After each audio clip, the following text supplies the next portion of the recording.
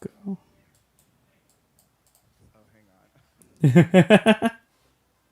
Are you not ready to be live? Oh, there's Rick. Fucking QuickTime. Well, I kind of switched us over to being live. Well, that's fine. All right, are we ready to go? I think so. Hello and welcome to the Comedy Studio Podcast. The only podcast. I'm your host, Danny Hatch. Your other host is Eli Levy. Big special show today, Eli. How are you? I am good. I am very good. We're just going to dive right into it. Our first special guest today arrived just seconds before. Just seconds ago. Welcome to the show, the owner-operator of Rick's Cool Ties. I think we already did that one. But hey, Rick Jenkins, welcome to the show. You haven't been writing? Nah. I've been writing. Mike's been telling you to write it down. Yeah, I've been writing notes. Welcome, Rick. Thank you. I hear you just did another podcast. Traitor. Yes, I did. I do. Yeah, I guess it is. A podcast. But he's on camera, Mm-hmm. but taking it on the phone. So I don't know if that's a podcast or not. Well, what is this? I wouldn't call this a podcast He's either. taping it on the phone, or you're just talking on the phone while I'm he's talking got on a the phone. camera. Yeah, I'm talking on the phone. He's on screen. Okay. Hey, who knows what that is? New media, baby. It's called being the star of the show, baby. That's what we love to see. The prime time is for the star, baby. How are you two? I'm good. Doing okay. How are you? Good. Yeah, the Rose? weather up here is rainy and like 55, so it's got that feel to it. So I think you're down in Maryland. I think you're getting so it's been rainy the last 2 days here. It's starting to perk up a bit. I think that was some hurricane runoff we were getting that maybe you might be getting as well. Man, the weather, huh? Right? Isn't Crazy. always a good. Did you guys talk about the weather on your other podcast, Rick? No, Dennis. It was Dennis Worth's podcast, and he's out of Western Mass. Hmm. So Cool. Whole different set of weather. Trump country, right? I don't know. Is it? I don't know. Anything west. I don't think they even have electricity out there. So this was I don't know, Rick. Are you a member of the Boston Comedians various Facebook groups? Surely you're in some of them. I think one or two. I'll check once in a while. Somebody- Yeah, something will come up. Someone posted something or other, and I posted, and then Dennis Worth posted, "Hey, I'd like to have you on the podcast." So I contacted him. Okay. So that was either Displaced Comedians or Boston Comedians 2 or one of the ones I saw a post in one of them that was a screenshot of Dennis Worth asking for any Rick Jenkins memories. Oh, and yeah. someone was wondering if you had died. Yeah, that's the one I saw So, too. Can we get an answer now? Cut the bullshit. Put it on the record. Did you die? I have not had a show in 6 months. I have not died yet. Have we? I think we've already asked you on a different podcast if you have a "Did you hear who died" joke about yourself. Yeah. To Um, release, like, you time it. Yeah, only in that I'm thinking that's going to be the tombstone. It's a lot of money. So You I'm, gotta- so I'm thinking for the tombstone. All right. Yeah, Here's the what I'm tombstone thinking. is okay. It's finally happened. brevity is key with tombstones because they're not cheap. It's not cheap to carve a lot of characters on that tombstone. It's a hang per on, letter- Barack Obama just emailed me through MoveOn.org, but it's addressed to Rick. If you remember that saga. Here we are. Special day today. We got two other special guests coming Oh, up. do we? We do. Do you know who they are? I do not. I've been busy with other stuff and have been negligent. No, we haven't been negligent. It's you just were not part of the negotiations.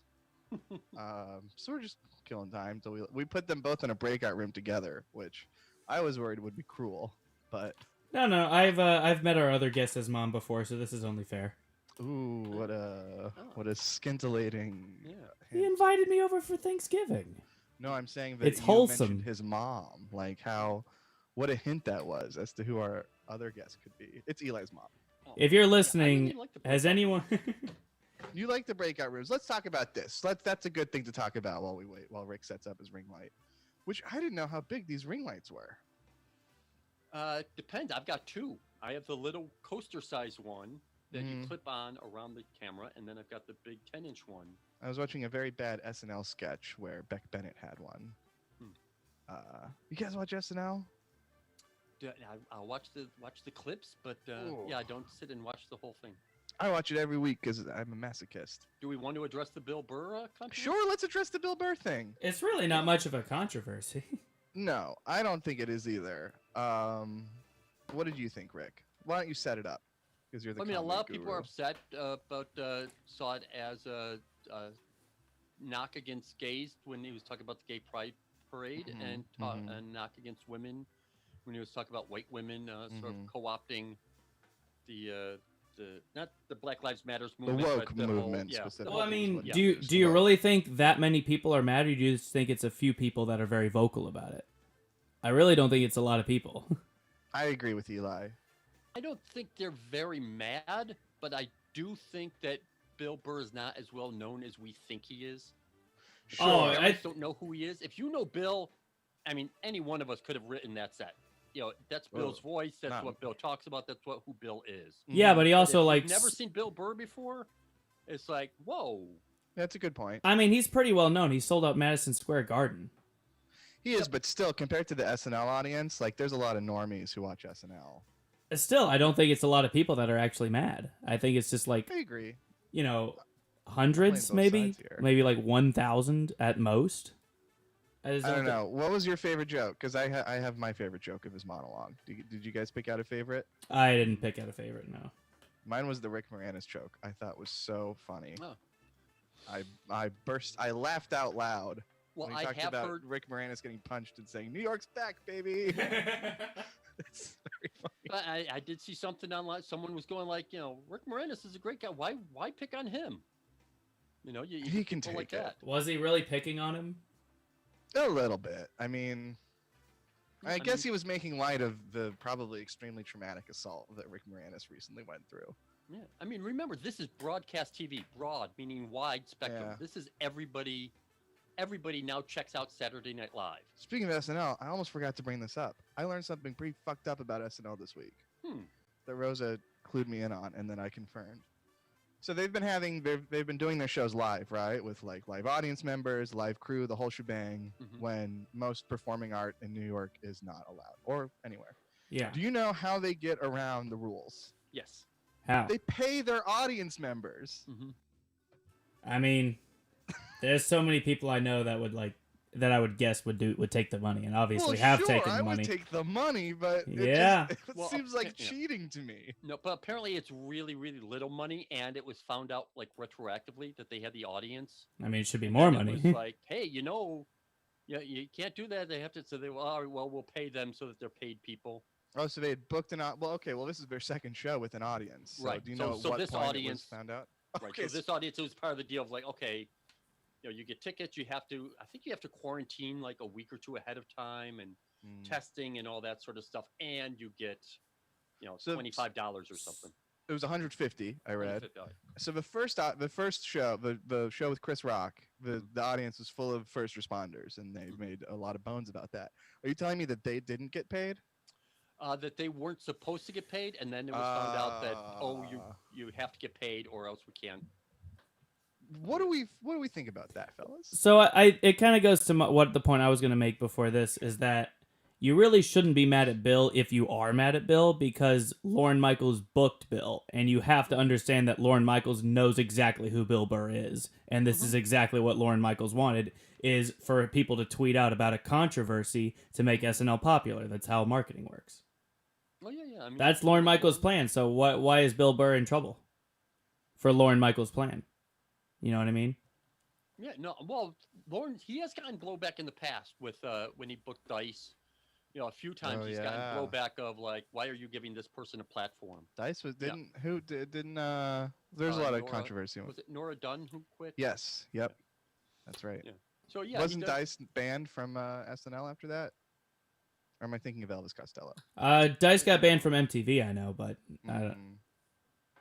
Friggin' Dice. Elvis You heard? Costello and Sinead O'Connor Sure, of course, ripping and up the Milton Pope. Berle. I think there's a list of like 6 people. Sinead got Carlin was on that list. wait. Sinead O'Connor got banned from SNL. Yep. Yeah. Why? She tore up a picture of the Pope on live TV because, as it turns out, Sinead was right all along. She was right. Yeah. But he was covering up,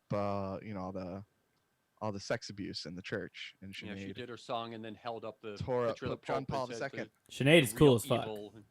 She's really cool. She is cool, and and I think she's fallen on some hard times lately, and that's a shame. But I think she deserves, the Dixie Chicks never really got an apology from America, and neither did Sinead O'Connor. They were both parties were right in hindsight. You mean the chicks?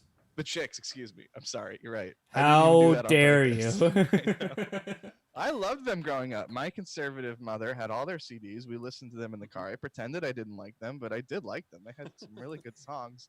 And then once they very rightly spoke out against George Bush in the Iraq War, that was it for the Chicks.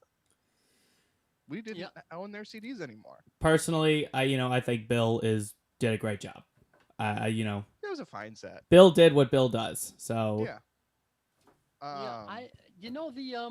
The commercial everyone's talking about, like the Boston Sam Adams thing. Yeah. Yeah.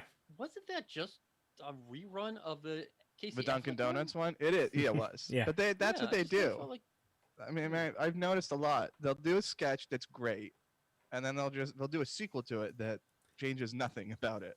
yeah, It's yeah. just like a total it just threw me retread. that everyone was. I just saw some, maybe because it was Boston centric, but everyone was, oh my god, this is so great. That was so funny, and I'm like, yeah, I think I saw that. I thought it was the funniest sketch of the night, which I thought it was a pretty poor episode of SNL. Well, Jack White was good. Yeah, I don't know if I've told you before. My Bill Burr story is he's much like Rogan, much like a lot of people, the ones that have made it.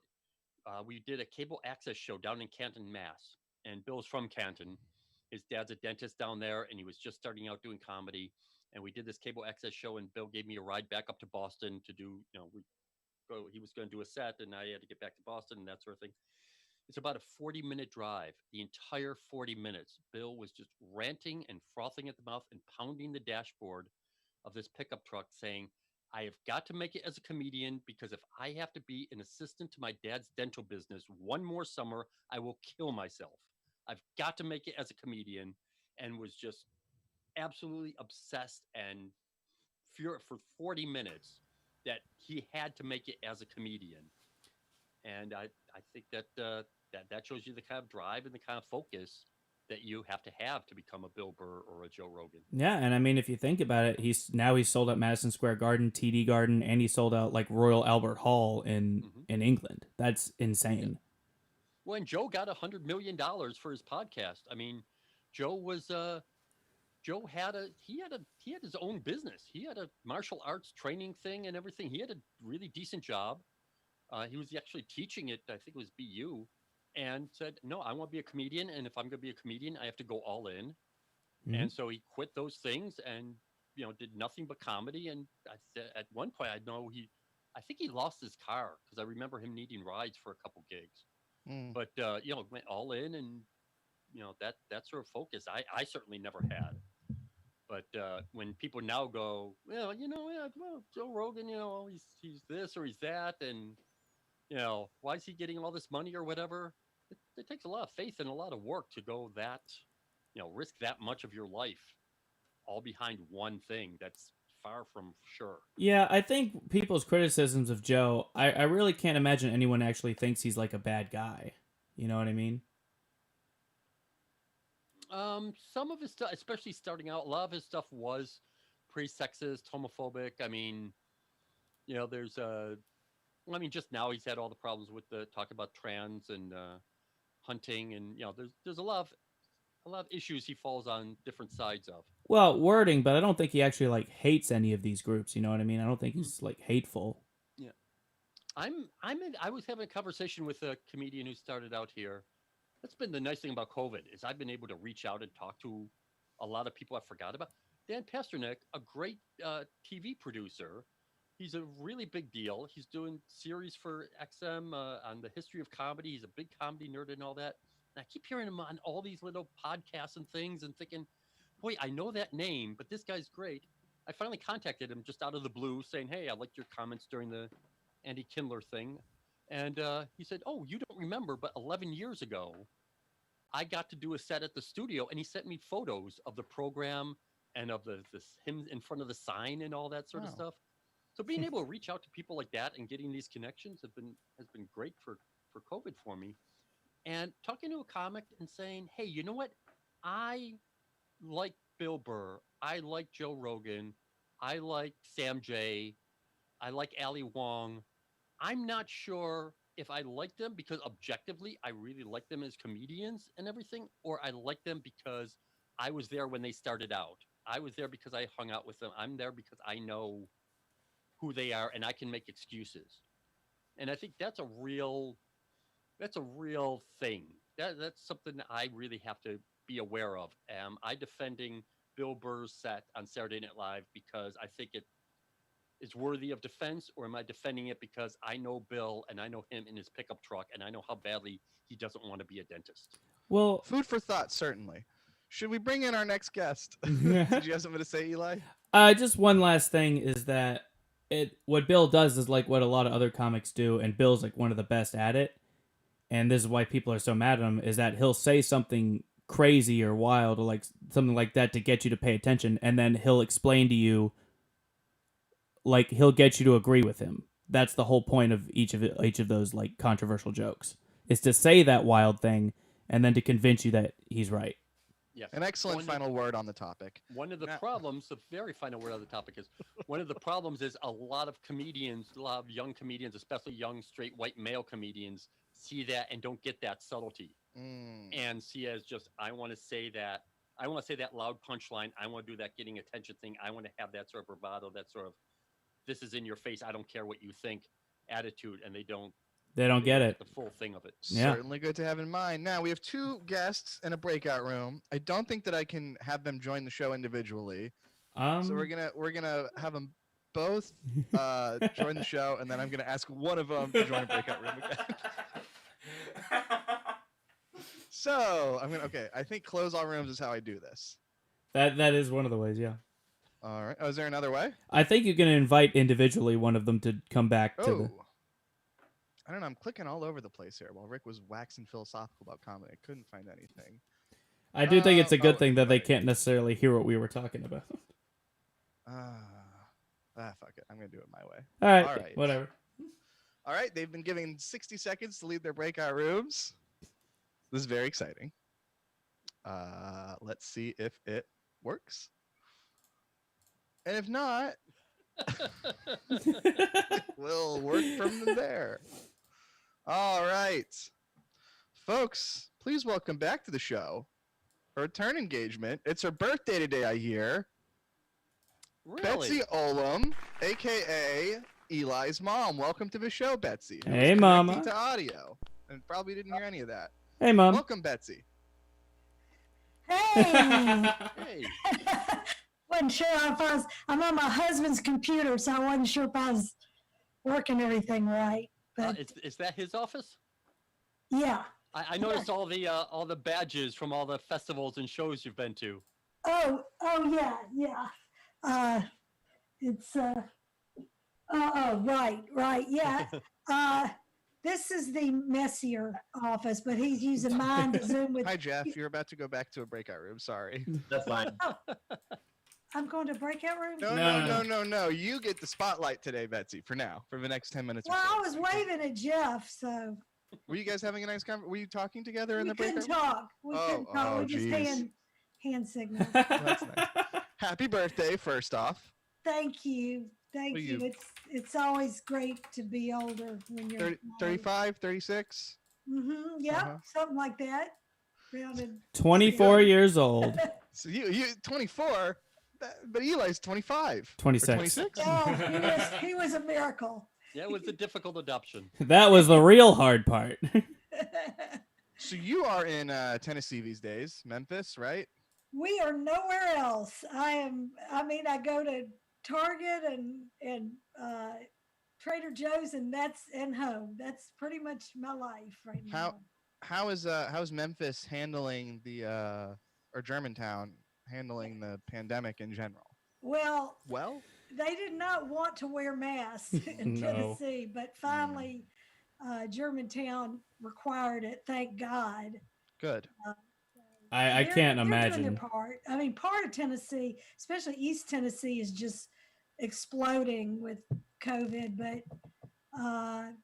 West Tennessee, we're doing okay. I mean, there's just numbskulls all over the place that won't wear the damn mask. Mm-hmm. I was So talking if to you're the, listening, wear your damn mask. Thank you. Yes, I we've was been talking- afraid to say it. yeah, I'm It's not getting afraid. political, but We thank don't you. ever Elon get knows I controversial cuss. on this podcast. yeah.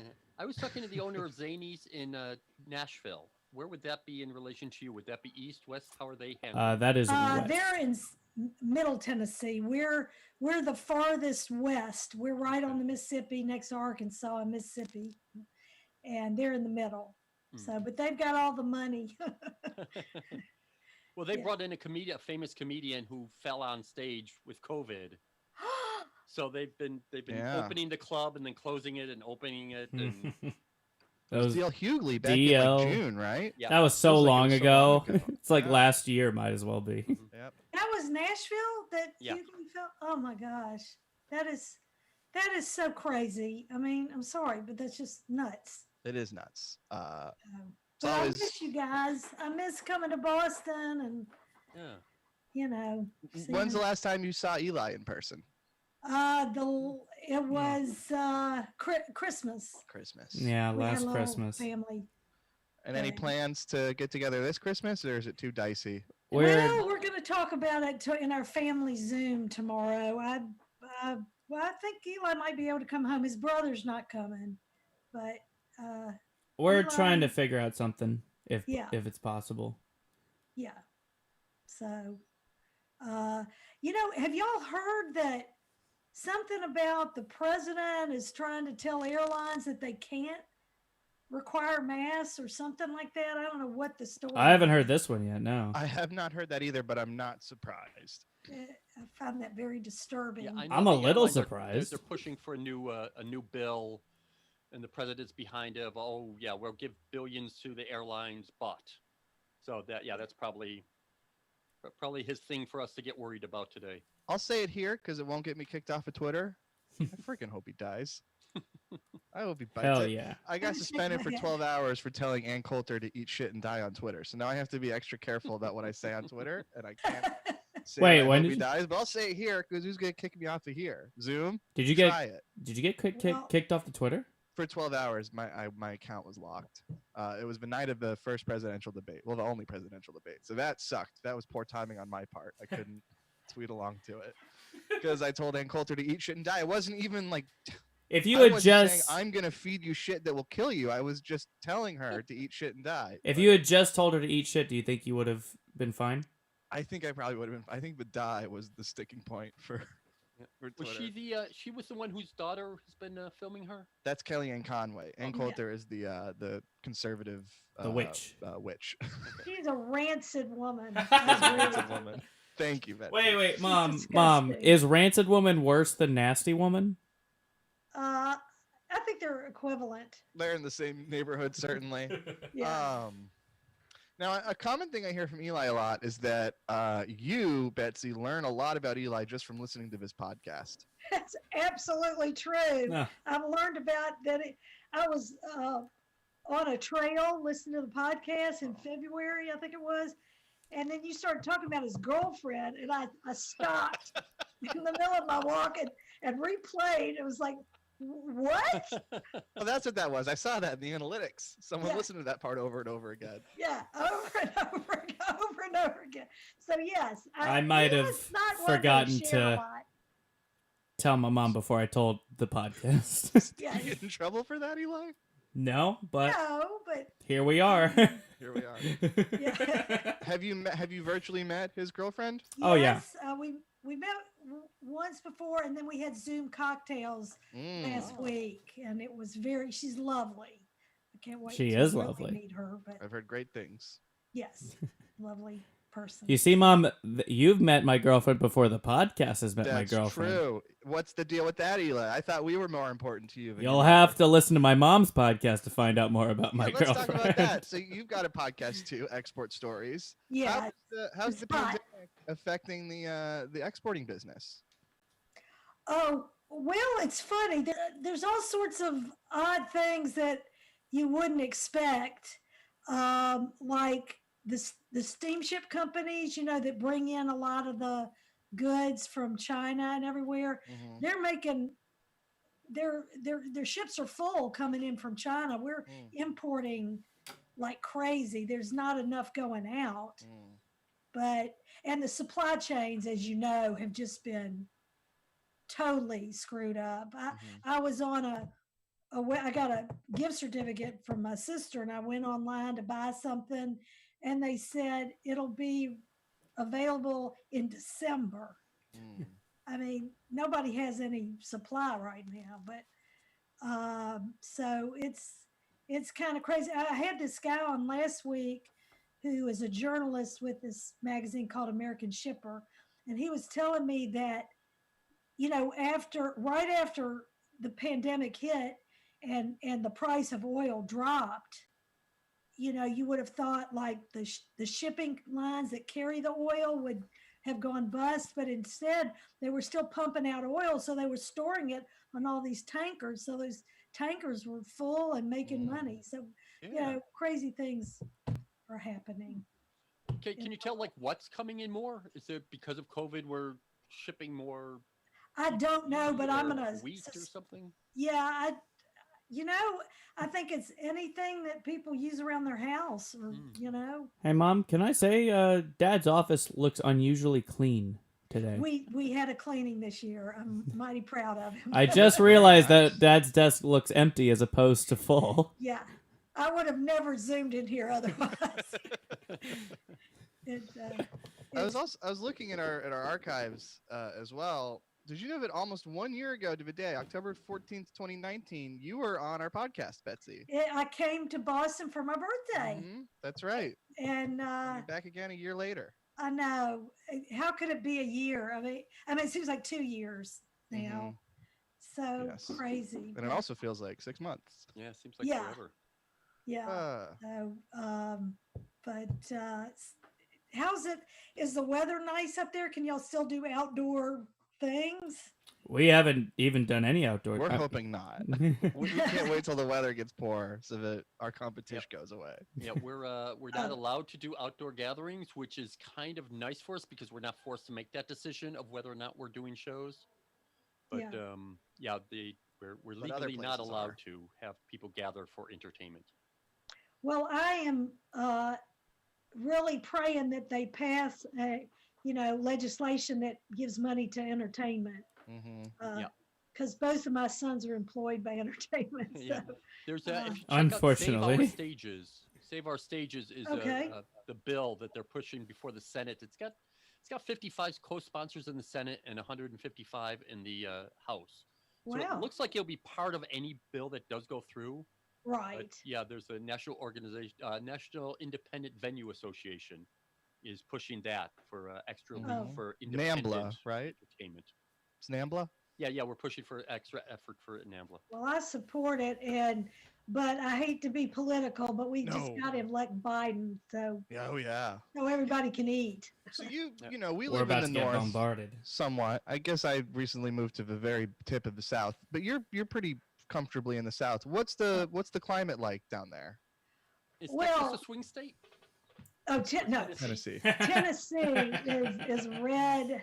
I mean, let's put it this way: there's Confederate flags everywhere, and this is Trump country. I'll be honest with you. This now where I am around Memphis, it's probably the most Democratic county in the state. But I haven't seen that many Trump signs this year. I think people are embarrassed to put them up. So that's good. But no, Tennessee will go red for sure. But I think there's a chance in Georgia. It's small. I think there's a good chance in Florida. Those early voting lines in Georgia yesterday. I don't know if you saw pictures. They opened up early voting, and people waited in line for hours and hours. That's a good sign. But that's the most upsetting is that they're going to cheat, lie, steal. They're in California. They were putting out fake ballot boxes. I mean, it's disgusting. It is disgusting. And I hope the U.S. government hears me say this. It's disgusting. And I'm disgusted. Well, they are listeners of the podcast. They're one of our 104 listeners. Betsy, we have to let our other guest in. Okay. thank you so much for checking I in just- on us. Can We'd I love just to give have. you my comedy recommendation? Oh my God, Oh, thank you. please! Hey. You have Um, a standing invite anytime you want to come Oh, on. well, no, that's right. I'm going to go. But my comedy recommendation, Eli knows this is Mike Birbiglia. Not that y'all don't have the best podcast, but Mike Birbiglia is working it out. It's Yeah. about, y'all should listen to it. It's good. All Yeah, right. Rose is a Yeah. big fan. Bye, Betsy. Thank know you so what? much. Thank Oh, you. Bye, Betsy, Mom. if I'll you talk to you Mike later. Birbiglia, check out Josh Gondelman did a podcast with Mike, Okay. and yeah, it's very all good. right. Take Love care. you, Thanks, Mom. Betsy. I'll talk to you later. Bye. All right, folks. Wasn't that heartwarming? Wasn't that very nice? And now let's let our final special guest of the night in. His name is Jeff Menoff, and welcome to the show, Jeff. Hey, what's going on, guys? Thanks for having me. Thanks for Seamless. joining us. So sorry to keep you waiting for so long. That's fine. I was watching the podcast. If I knew I was bumping Eli's mom, I would have let her take the whole time. Now you have to Oh, you're not bumping anybody. I mean, gee, Eli, first of all, I don't know how you don't have an accent. I like your mom's accent was Yeah. like the favorite thing I've heard all quarantine. it's a very good accent. You've I'm got a very bit of an jealous. accent, Eli. Yeah. Just the tiniest hint of one, and it's a Boston accent. Yeah, you've got the wrong accent. I I fucked. don't know how that happened. I And fucked that's up. not- What can I say? I fucked up. You know. Your mom also had a better like backdrop than me. Like she was sitting in your nice Calvin Coolidge office, and I'm in my mom's house. I'm in my studio apartment. Well, my mom's studio apartment. So this is my home studio. You really need to step it up compared to my mom, Jeff. I know. You I've got really. my mom's Obama pictures are all over there on this fridge. So I hope that makes up for my lack of political savvy.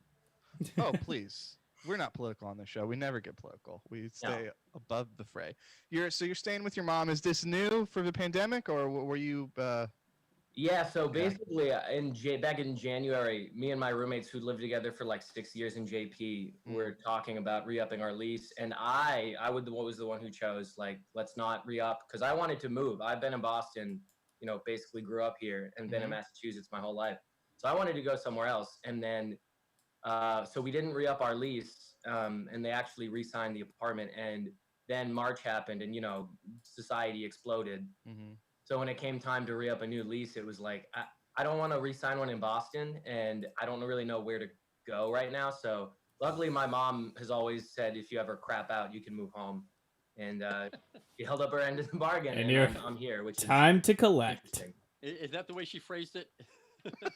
Basically, she's then like, if things never like, there'll always be a home. She always says it like, if things don't work out, you can always come back here. It's like always the negative. It's never like Mm-hmm. just that you can come back. It's like, listen, when things go wrong, and they will, there's a place for you here. Not visit anytime you want, but if you ever fuck up real bad, Yeah. Basically. come visit Did anytime. Do you have a feeling of I have to admit I failed in order to come back? Like there's a price to be paid by for coming back? I don't know, kind of. I mean, there's the thing of like in my own life, I don't feel too bad because it's like right now with COVID, there could be so much worse. Like people have such tougher time going on than me. But I will say, in terms of like I feel like being back in my hometown, it feels like being like an actor on like an old TV show that gets brought back for like a new season. Mm-hmm. It's like everyone's older. Like I'm only here because everything else I tried to do failed, and like I'm going crazy, Rick. Yeah, it's a little. I don't feel accomplished. I'll put it that way. Okay. But this is kind of a gimme, This is fucking with everyone's shit. It's not like you failed to get here. America failed you. Yeah, basically. I mean, I'm just. Tell your mom that. It wasn't I'm one of anyone. the true victims of coronavirus. Yes. So it's insane. Hey Jeff, welcome to the podcast. You ever feel that impending doom? Ventilator. Only every day of my life. Did you get the coronavirus yet, Jeff? I had it 3 times, and I actually healed myself through chest exercises. Wow, that's all it took. Turns out Kegels. Kegels are the key. Kegels. Yeah, Jeez, that I was just it, bought a just Superman Kegels. T-shirt. Can we Yeah. even do Kegels? I mean, we can do something. We can do butthole Kegels, I suppose. No. But I think they're part of the TB12 workout, Kegels. Pretty Yeah, you sure have that's to use Tom an Brady. elastic. Yeah. Rick, you mentioned the Superman T-shirt. You want to fill us in on that? Oh, just apparently Donald Trump wanted to get a Superman T-shirt so that when he left the hospital after COVID, he could rip open his dress shirt to reveal Fucking loser. Superman. I wish he'd done that. Yeah, And interesting again, I article. hope he dies. I think the Brings up best. his whole wrestling thing. There was an interesting article saying, we're playing him wrong, thinking of him as a reality president from The Apprentice. He's a reality president from wrestling, where everything is either good or evil. You're either with him or you're against him, and he's out there fighting the evil people, and that's why it's so easy to divide everybody. He's given the coronavirus the chair. Yeah. Interesting. I didn't know that. As for Super Spreader, that would have been pretty fun. Yeah, Super Spreader's a That great would have wrestler. been name. hilarious. Yeah. I mean, I I mean, hate this guy, but he has done some funny things. At this point, I just like the reaction to him is as good as like what he does Mm-hmm. in terms of the insanity. So I think Twitter probably would have had to like shut down if he did that. Yeah, definitely. That would have been amazing. So you doing any stand up, Jeff? I know we had you on one of our virtual shows. Are Yeah. you getting sorry. out there doing outdoor? Oh no, please. What's your scene? What's your scene? I've seen a lot. I've seen. No, my scene nowadays, when I'm not podcasting from my mom's kitchen, there's some outdoor stuff that's been coming back to Boston. First of all, the Zoom show, which thanks again for having me on, because the Zoom show has been going really well. Like as they've been, I did a few in the beginning, just like random people Zoom shows and like whoever Zoom shows. And in the beginning, they were so raw and like not figured out. And as it's gone on, they've gone from like being like, I don't know where this is going to go, to like, these are actually really fun events. Like it's about as good as you could expect them to be. Like it's been really impressive to see how people have just like ingenuitively figured out how to make these good. Like it went from just being like me doing my set to you guys right now and you guys pretending you were enjoying it, to like having 20-ish, 30-ish people you can see who are like laughing. So it makes it really good, like to do that. So there's like a few Zoom shows that I've been like maybe a few Zoom shows each month, but then also the outdoor stuff has come back, which it's about to go away. So it's like, for the winter, but like a couple of outdoor open mics, social distance open mics, which is, it's relearning stand up because it's so much of me learning how to do stand up was just learning how to be like in that venue and just exist. So now it's like, you deal with like moms like pushing their kids on tricycles who don't want to hear your take on like dick pics. You know what I mean? Like so you're in a public park then while you do this. When you it's humbling. Like, are there any like content restrictions? That do they ask you to be clean? Unfortunately, no. You would have thought that they would have had like maybe one or two like parental advisories, but it's just show and go. And there was one I was supposed to do an open mic in the backyard of a friend's house, and 2 people before my spot, he got a noise complaint and the cops came and shut it down. And I was like, boy, I thought it felt bad to get just like bumped on a show. It feels much worse to get a noise complaint that cancels, like to be bumped by the police is much worse. Can you tell me, do you know the 2 comics that were before you, are you sure it was a noise complaint or do you think it was what they said? I would believe anything, Eli, honestly. I was like, I'm surprised this doesn't happen more even when open mics are indoor side. So we should get called. We should do that more at open mics, is just call the cops. Yeah. It's been fun. I mean, it's been just reestablishing like how to have fun at comedy, and so it's hitting its stride a little bit. That's good to hear. Yeah. Yeah, it's interesting because in New York City, it's technically, the park shows are technically illegal, but the cops aren't busting anyone unless somebody complains. Oh, interesting.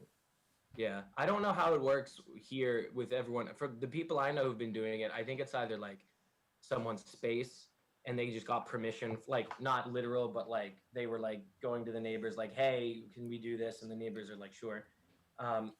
The one thing I've done in a park, I have no idea how he got permission to do that. My guess is he did not. And if the wrong person knew he was doing that, it wouldn't be allowed to be happening. Yeah. But that's how I guess that's just how it goes. You done any outdoor shows, Rick? I mean, not during quarantine. I've brought concerts and sort of stuff. Yeah. The Bow Market, is Bow Market doing, I know you guys said earlier you're not really doing like live stuff at the moment, but like is Bow Market, did they have anything going on in terms of like outdoor stores, or did everyone? Oh yeah. Well, they have like outdoor like seating and like dinner service for all the different restaurants, so you can reserve a table and stuff like that, and they're even like installing like fire pit tables for the winter. but they're just not like Somerville's not allowing outdoor performances or anything like that. Gotcha. Yeah, That- we had Berbiglia yeah. offered to do something, and we weren't able to get that Joe through. Birbiglia. Man. Joe Berbiglia. The lesser known Donald Birbiglia. Donald Birbiglia. It did seem for a little bit that Bow Market was able to do outdoor performances because they came to us with a proposal, but then pretty quickly the city shut stuff down. It was so confusing.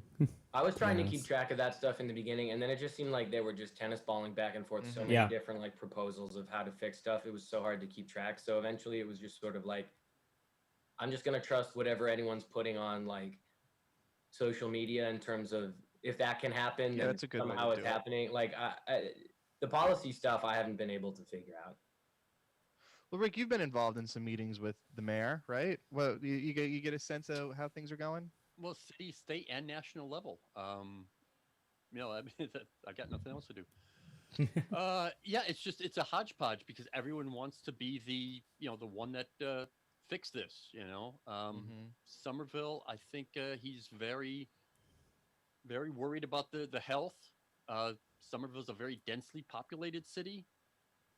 Cambridge, on the other hand, I heard that they can't do anything, but they've got that outdoor theater in Central Yeah. Square. So- You know, there's a H-Mart. DJ. They have a DJ at one of the bars. Was What- it Rob Crean So- booking shows there at the So- Starlight Yeah. Theater? So Yeah, the yeah, gist that's of one. what I've gotten from that place, from Starlight, is that I don't think there's audiences allowed in there. I think it's just cameras inside the actual thing, and they just stream from there.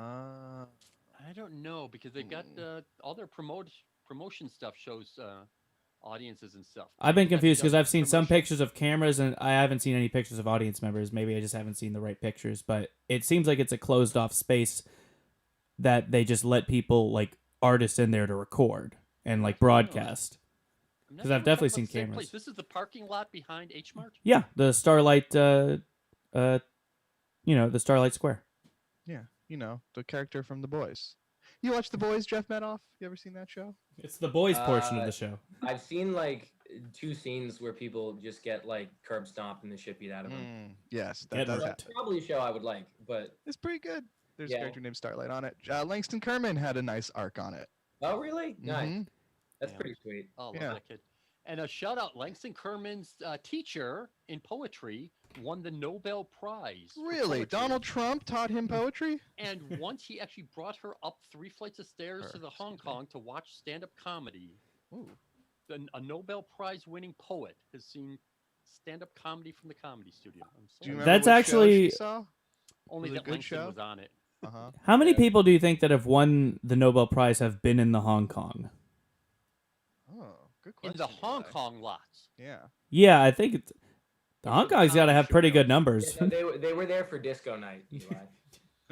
Bryan Cranston fell down drunk on the 3rd floor dancing. I'm just saying, That's true. I love that story so much. a lot of famous people and a lot of not famous people have had the same shitty sweet and sour chicken. No, I can imagine that there was a high PhD because everyone I know who went to Harvard at some point was like drinking underage at the Yeah. the Hong Kong. It's the way to go. Do you think Mark Zucker? I might have even asked you this. Do you think Mark Zuckerberg? I recently watched the best movie ever made, The Social Network, again. Do you think Mark Zuckerberg ever made it to one of your shows? Not the show. But don't think I'd be so? stunned if he didn't go to the Hong Kong, yeah. Because remember, that's how Facebook started. It was a Rating basically girls. a dating app. It was Where do you go? Where do you go to was, meet girls but the Hong Kong? Misogyny app. yeah.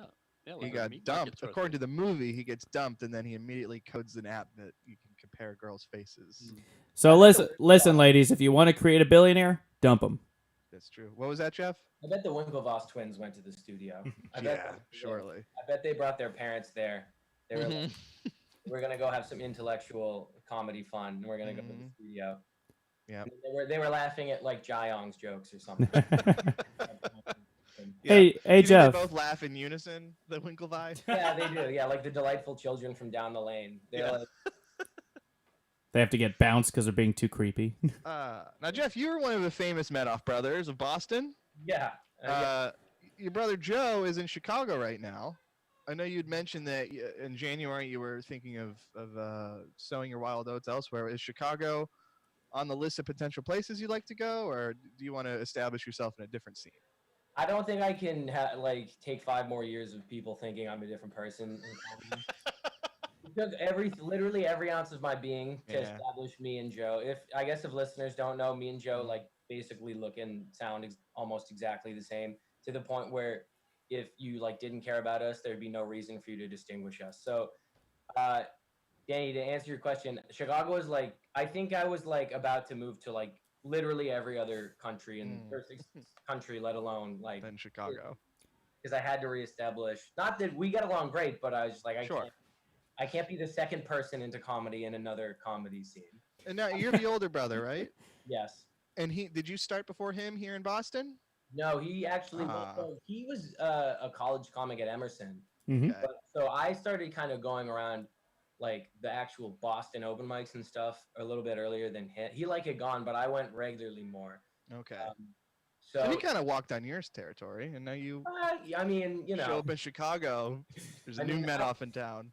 I'm not gonna say that, Danny, but I'm also going to let you say it and not say anything. I'm calling you out, Joe. Yeah, no, we were saying like he had to move to Chicago, and I have to go somewhere else totally different. We have a third sibling, but she doesn't do comedy. Oh no? Yeah, she's in San Francisco. What does she do? And she actually just got a job working for the VA. She's a double master. Yeah, she got a double master's at University of Chicago, and then she moved to San Francisco. And so when she didn't have a job for a little while, and when the unemployment benefits kicked in, she was like psyched. She was one of those people who like her life got like better. But then she, Good. they ran out, and she finally found a job. Yeah, I wasn't gonna go to San Francisco either, but that's because I actually don't like her. No, I'm kidding. Is she the oldest, or? If you're listening, I'm kidding. Yeah, she's the oldest. Please don't hurt me. She's the oldest. You've It's been a real sibling dynamic. It's like Yeah. Zoom's been perfect for this. Like it's kind of funny because now that Zoom has been established as like the way families stay in touch, there's like no good reason that everyone wasn't just figuring this out like all the time. You know, it's going to be hard to go back to like real family gatherings where I can't just like pretend I'm listening to my aunt, but just secretly be playing solitaire and like. Yeah, I agree. I think Zoom is going to be here to stay though, for family gatherings at least. Totally. Oh yeah, I mean, And maybe even podcasts. Yeah, totally. We all feel like we're FaceTiming our aunt who's in jail on Christmas Eve. Yeah. No, Do you man. have an aunt who's in jail? That was very specific. That one I won't comment on. Okay. you've been working from home this whole time, right? Basically, yeah. How does it compare to like working in an office? No, dude, I love working from home. If like I could have a life outside, like if everything wasn't shut down, my perfect work situation would be from home. I know some people like there's a lot of people who can't deal with it. They need like that officey like. I'm that person. You know, you are. I Yeah. can't stand working from home. I mean, like, don't get me wrong. Part of me loves Commute's it. nice. The commute is very nice, but I'm a guy that needs structure. Like, I can't be in charge of my own destiny. Yeah. You know what I Like, mean? It's hard, yeah. I got a lot of the socialization mostly through comedy. Like Yeah. it's much more like it's like a shot of that like comedy is just like that water cooler talk, but like without rules. So I think I got that. So I never felt like I was going into the office and needed to, chat with like my cube mates or whatever about like what they did over the weekend. Cause like I'd heard more interesting stories like through comedy. Not Yeah. that they were bad people, but so like being able to just roll out of bed at 8:55 and sign on to work is like ideal for me. And I think that it's interesting because I know a lot of my friends who also are like working from home, and I think like you, Danny, you just said how you think Zoom is here to stay. I think there's going to be tons of like businesses and stuff who are looking at this and going, even when society comes back, like we're not paying. If we didn't have to pay overhead for an office, like we get our work mostly done. We're Yeah. totally like going to be remote from now on. Like Yeah. I know for at least the field I work in, which is it's clinical research. I'm like a coordinator. I think tons of them are not going to go back to having an office because like other than a few people who just aren't used to it, like there's no productivity dip as far as I can tell. That's not COVID related otherwise. Sure. Yeah. So You're right. It is a lot of overhead to rent office space. How does your office like handle like clocking in or like so that's also a good point. They just trust us. They're actually really cool the with honor that. system? Yeah, they're like the honor system, which is helpful because there's definitely been a few mornings where I'm like, oh my god, it's 11:15 and I'm not up.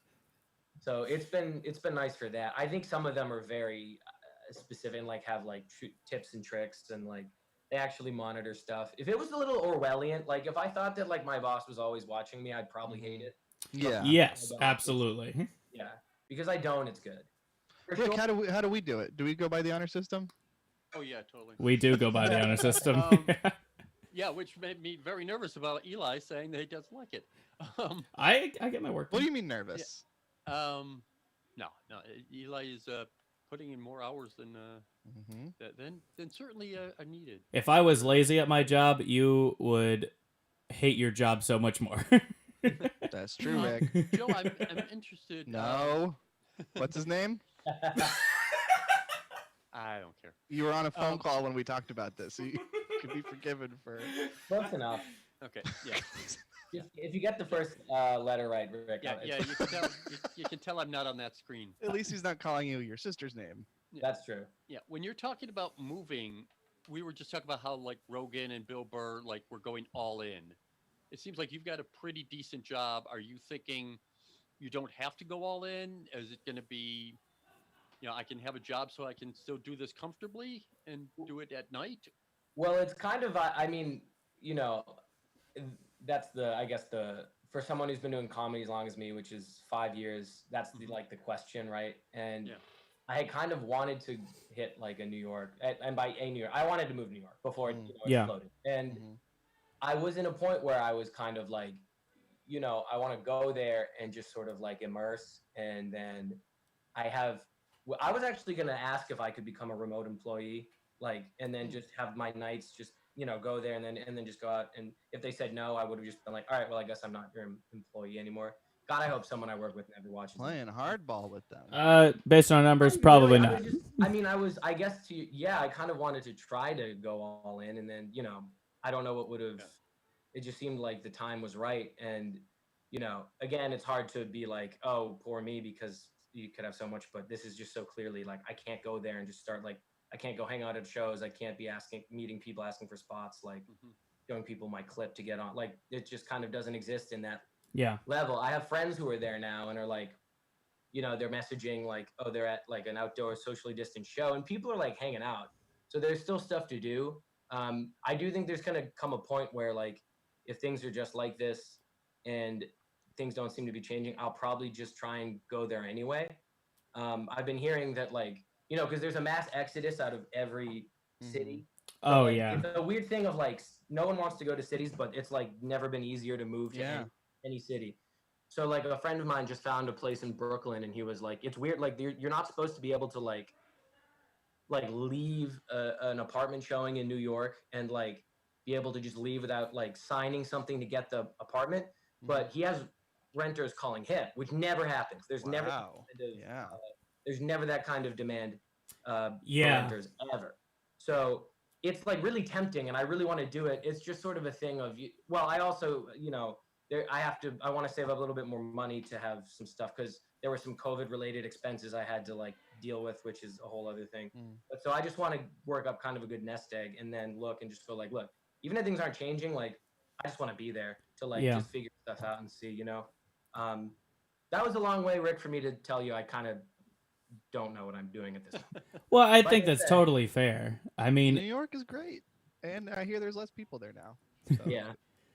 Well, and also the question of what the industry is going to be like. I mean, is hanging out at the club every night going to be worth it? Is there going to be a club to hang out in? Right. Where are you going to get the work? Who's going to be looking for television? Who's going to be producing their own stuff? Nobody knows. Yeah, it'll be interesting. Like, cause it might just wind up being we're all Zooming, and in which case, like, maybe I'll just never leave my mom's house. I mean, I think we are entering a time where gatekeepers are not necessarily as powerful as they used to be. Like, it's a lot more comedian-run stuff. Well, yeah, the playing field has been pretty leveled by this. Yeah. But that might bounce back. Who knows? Maybe, but I think it's also like a time for like comedians like to just do their own thing.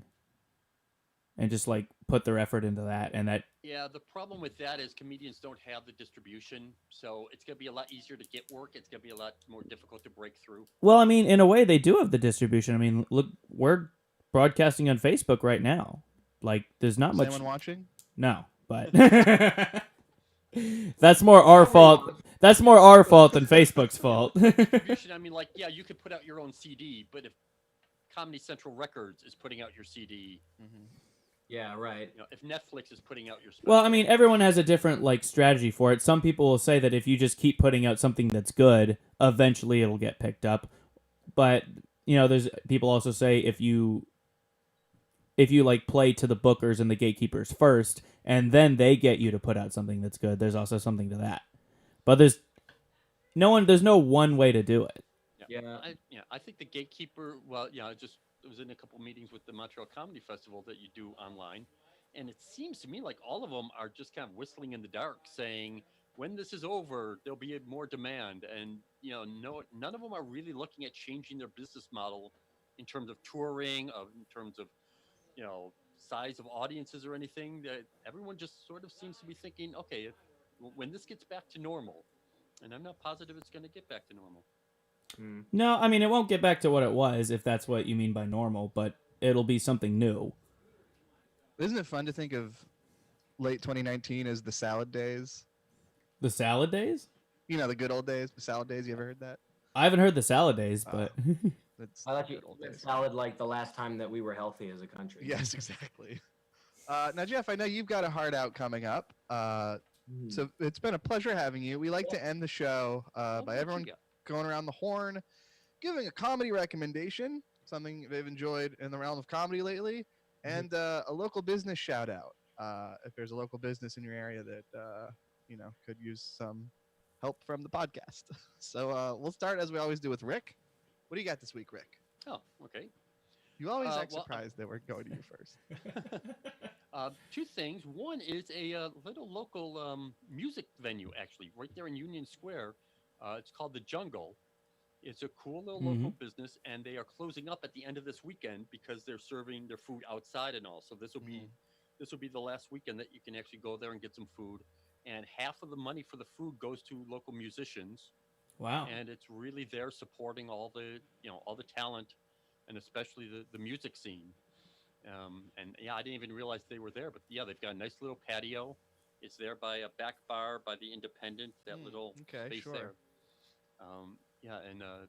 Great. Yeah, he does a great job.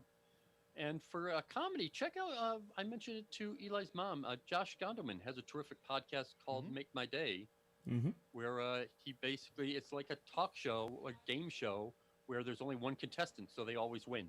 Yeah, we got to get you on that, Rick. Yeah, which is typical of Josh, if you know Josh at all. The one with Birbiglia is really, really funny. It's you're searching around for podcasts, check out Josh Gondelman. Great. I'd like to recommend the South Park Pandemic special, if anyone hasn't seen it yet. Oh, I haven't seen it yet. Very funny. Oh, Eli, it's great. It's an hour-long special. It's really good. So you can catch that on HBO or Comedy Central. And my local business recommendation, church. There's a church down the street from me. Do you know what the name of the church is? Catholic Church. They're losing all their employees. They keep getting shifted to new locations. You're sure it's Catholic? It's not Lutheran? It's not Baptist? It's not... All their bread is all fucked up and flat. A million other churches there are? So they could use some help. How about you, Jeff Medoff? What have you got for us? So I guess for business, I got to support my old neighborhood, JP, Turtle Swamp Brewery. Oh, yeah. Brewery that had just opened up like a couple years, and they were really hitting their stride. And they were getting at that point where I think their beer was going to start popping up all over like the state, like in liquor stores and bars and stuff, maybe. But obviously now they're like scaling back, but they're like opening and they're doing cool stuff. They had like a 5K thing, like a race, which I actually ran on Sunday. Yeah, we got to run 5 miles and then get drunk after. It was like we had to have our masks on the whole time. But they're trying to keep stuff going, and they're great. And they always have like local like restaurants. Like they had a taco truck there from a local Latino bakery, which was great. And so can't recommend Turtle Swamp enough. For comedy, I've just been basically trying to like feel like I'm still going out and seeing shows every night. So I've been watching a lot of like stand up. I've been trying to see. I was actually just watching some Josh Gondelman clips on YouTube. He's got some great sets on YouTube. There's two dudes who I've listened to a lot of their albums lately. One was not a lot of clips in their albums.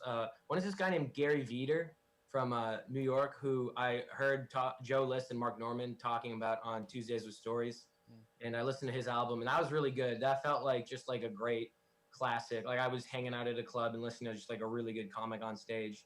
And two was this guy named Nick Griffin, who I don't know if he has an album, but same deal. Joe List and Mark Norman talked about him, and I watched some of his YouTube clips and really liked him. I don't want to just devolve into listing all the clips of people. No, this is great. Yeah, like Dina Hashem from Oh, yes. Very a lot of really cool clips. So it's been like I've been trying to get those like 7-minute like sets, watching them all the time, just seeing people. Feel like I'm not like sitting in my mom's studio. Hey, you're getting in that New York state of mind. Trying to, basically. Yeah. I mean, New York's not in my state of mind, but I'm in New York State, whether they liked it or not. Well, fabulous. All right, Eli, take us home. So my local business recommendation is Bazaar, which is a local Russian grocery store in Alston near my house, and they've got a fresh butcher, they've got great produce, and a liquor store in there, which I frequent very much. Yeah, it's really incredible. Yeah, and the bakery in there is delicious. I also have a Russian girlfriend, so it kind of helps me cook for her. I made a lovely carbonara from all the ingredients in there last night. Yeah, you have to look for it. Unless you have a Russian girlfriend, you wouldn't know it's there. It's like Hogwarts. It's actually funny that I shop there all the time before meeting her. And then she your mom when she came to visit one time, Eli. That's all I'm gonna say. Oh yeah, I love my mom. Good. You know what? Lady. My local business recommendation is going to be a Germantown local independent businesswoman, my mother, Elizabeth Olam, and Olam International, for all your importing needs. If anyone listening to this podcast needs to import a large amount of any major commodity like steel, she's your gal. Great. And what's your comedy rec? Oh, my comedy recommendation is... I haven't watched it yet, but I saw there's a new Adam Sandler movie on Netflix. Nice. I've heard it's fun. Hubie Halloween. Hubie Halloween. He does that a lot in a... And slams. Me too. Which is a good sign for an Adam Sandler Netflix movie. Because mostly it slams. I'll have to watch that, totally. I want to, Yeah, to go from Uncut Gems to Hubie Halloween is really the mark of a true craftsman. It's so funny that he'll do that movie, and he's like, I can't wait for my next Happy Madison production. Yeah. Hey, man. All right, well, this has been so much fun. Jeff, what a pleasure. Hey, guys, thanks for having me. It's good to see you. Hey, thanks for doing the show. And we'll talk to you next week. All right, good night. Bye.